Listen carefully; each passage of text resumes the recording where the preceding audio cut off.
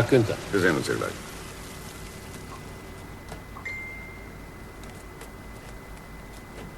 Darf ich vorstellen? Staatssekretär von Weinlaub. Mein Name ist Hirse. Guten Tag. Ich bin der persönliche Referent von Herrn von Weinlaub. Guten Tag, Herr Staatssekretär Lause. Ich bin hier für die Sicherheit zuständig. Wenn ich bitten darf, Herr Siskins erwartet Sie schon. War das nicht eben Professor Vollmer? Ganz recht.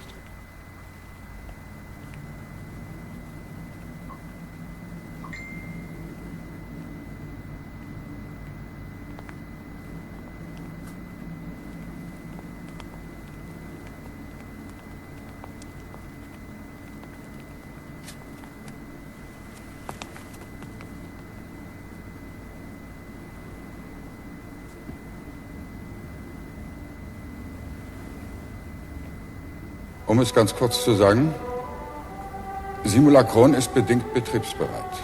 Betrachten Sie mich als oberflächlich informiert. Mich interessiert lediglich Ihre Definition von bedingt in diesem Zusammenhang. Natürlich, Herr Staatssekretär.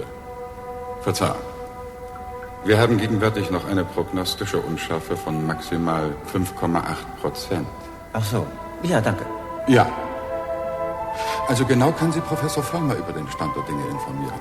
Wie Sie wissen, haben wir ihm ja die Entwicklung des Computers zu verdanken. Ja, das ist uns bekannt, Herr Siskins.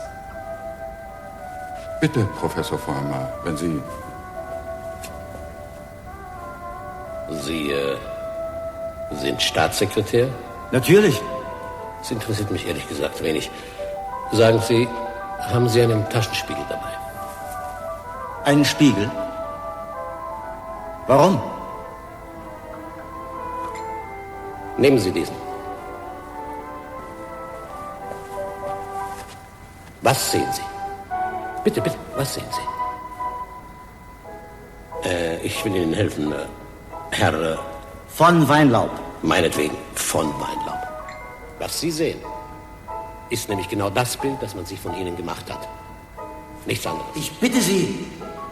Danke. Und wisst ihr, was ihr alle seid? Vollmer. Ja, Sie auch, Siskins.